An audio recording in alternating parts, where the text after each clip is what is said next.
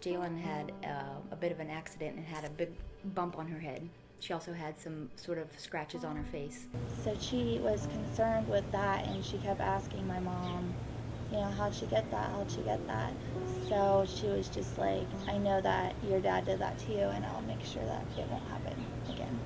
Well, I obviously said that he didn't. Like, I had said that all along, because she kept saying, I know he did that, I know he did that. And I mean, my mom said that he didn't either, but she had already had this in her mind that he did.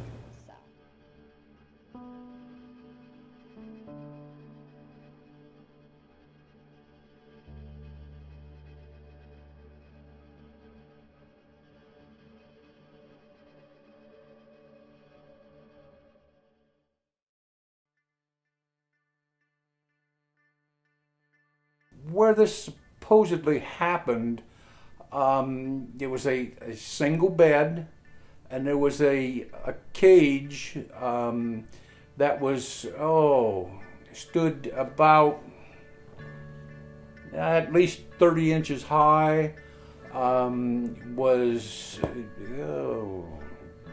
about this long and this wide, and it was pushed up against the wall, and was down beside the bed and was about roughly 6 inches from the bed. And Clarenda told me that Doug is accused of kneeling in this space, and of course you know what happened. And I looked and said he couldn't have been there. He couldn't get in that space. Her mother's story that there was no snake tank there and that I was kneeling beside the bed allowed Clarenda the opportunity to really question her mother's story. She knew in her heart and in her mind that the snake tank was there. She knew that her mother's story didn't add up. And that was the first time that she told me that there were problems with her mother's story. And we were really hoping the jury would come and see our house and be able to visualize the dynamics of what her story was and how impossible that would be. But that was not. The judge did not give us permission to have the jury come over here, and I have no idea what the explanation was for that.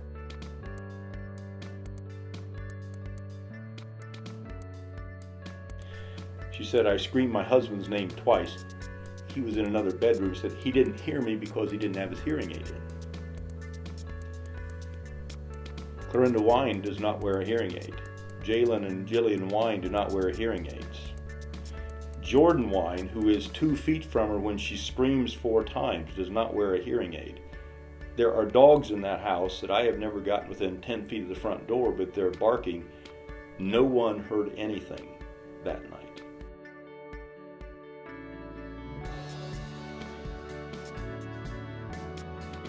My parents watched the kids because we went to Hawaii, and supposedly this happened right after we came home. So she said, Clarenda, I was looking at your pictures of Hawaii, and there was this picture of 2 love turtles on the beach, and your mom commented the day that supposedly she was raped by Doug, she commented on your love turtle pictures, could this be Doug and Clarenda? And she said, how could she post his name in endearing terms if that had just happened? My mom had said in her affidavits and things that she never came to our house again, and that she hated Doug and would never see him again or stay in the same house.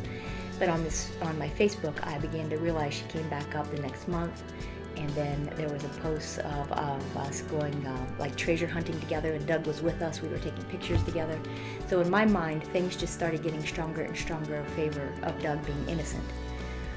There was no way, if she were just raped by him, that she would come back up and stay in our house. And in fact, I believe she came back 3 or 4 times. I also found our airline ticket. My mom had sworn that this happened October 10th.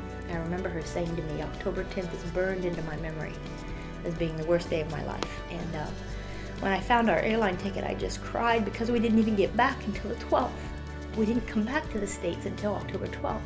So again, there's no way this could have happened. And I thought, it'll be over now, We'll take this airline ticket in. I see in all the crime shows you produce evidence, And so I was just sure this airline ticket would be the end of it.